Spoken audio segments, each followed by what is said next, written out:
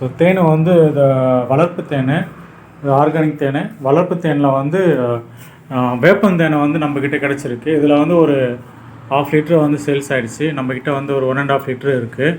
மற்றபடி பார்த்தோம்னா இது வந்து இனிப்பாக இருக்கும்.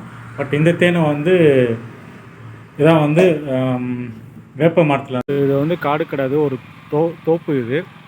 ஸோ இந்த மாந்தோப்பு, நெல்லித்தோப்பு, தென்னந்தோப்பு, பலாமரம் இந்த மாதிரி வந்து தோப்பு இருக்குது. ஸோ இந்த தோப்பில் வந்து நாம் வந்து தேனீயை வந்து வளர்த்து அதில் வந்து ஒரிஜினலாக வந்து நம்ம நேச்சுரல் தேனை வந்து நம்ம எடுக்கிறோம். ஸோ அந்த ப்ராசஸ் தான் இப்போ போயிட்டுருக்கு. ஸோ அதை வந்து எப்படி எடுக்கிறாங்கன்றத நம்ம லைவாக பார்க்குறோம். இதான் வந்து தேனீ வந்து கூண்டு. ஸோ இதுலேருந்து எடுத்து ஒவ்வொன்றா வந்து தேனை வந்து எப்படி சேகரிக்கிறாங்க, அது நமக்கு எப்படி வருது. இது பார்த்தோம்னா இது வந்து 1/4 லிட்டர் வருது. இந்த 1/4 லிட்டர் தேனை வந்து இருக்குது. அதுக்கப்புறம் வந்து 1/2 லிட்டர் தேனும் இருக்குது. இது வந்து 1/2 லிட்டர் தேன். அப்புறம் 1 கிலோ இருக்குது. இது வந்து 1 கிலோ தேன்.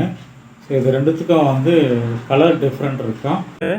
சேகரிக்கப்பட்ட தேன் இது. இந்த தேனை பார்த்தீங்கன்னா கசப்பாக இருக்கும். ஸோ இது வந்து அந்த சுகர் பேஷண்ட்லாம் இருக்காங்களா, அவங்களாம் சாப்பிட்டாங்கன்னா ரொம்ப நல்லது.